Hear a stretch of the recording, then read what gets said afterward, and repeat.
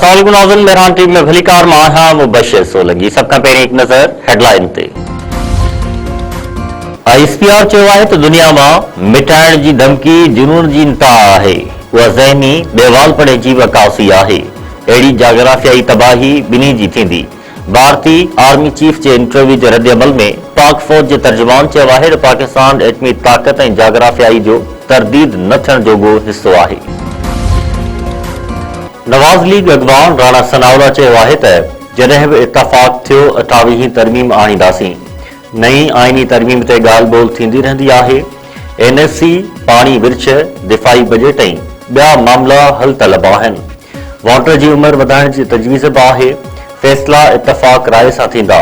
हिकु इंटरव्यू में राणा सनावला वधीक चयो आहे त बिलावल भुट्टो सही थो चवे त तरमीम बाबति अञा बाज़ाब्ता ॻाल्हि ॿोल न थी आहे, पर तकरारी मामलनि बाबति आगाह आहिनि। दिफ़ा जो ख़र्च रुगो वफ़ाक़ छो खणे, सूबनि खे बि हिसो ॾियणु घुर्जे।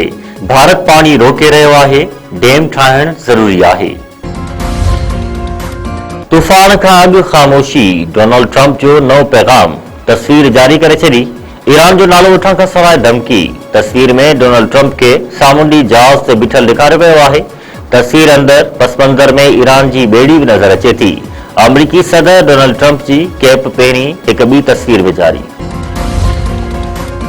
ईरान चयो आहे त हुर्मुज़ लाइ नओं मैकेनिज़म तयारु करे वरितो आहे। नओं निज़ाम जल्द पेश कंदासीं। ईरान जे तइ कयल रूटनि ते ट्रैफ़िक कंट्रोल थींदी। ताउन करण वापारी जहाज़ फ़ाइदो हासिल करे सघंदा।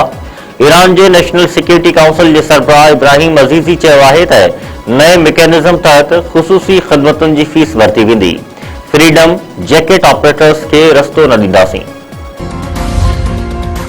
सिंध जे 9 ज़िलनि में मकानी इदारनि जी 13 सीटुनि ते नंढी चूंड जारी। जामशोरो, दादू, सखर, घोटकी, नौशर फेरोज़, जेकाबाद ऐं मिरपुर ख़ास में वोटिंग पोलिंग जो अमल शाम 4 वॻे ताईं जारी रहंदो। इंतज़ाम सख़्त। समूरनि ज़िलनि में 73 पोलिंग स्टेशन मां 59 इंतहाई हसास करार। सराड़ी वेझो मामे खे क़त्ल कंदड़ जवाबदार जो झंग मां गोलियूं लॻियल लाश हथ।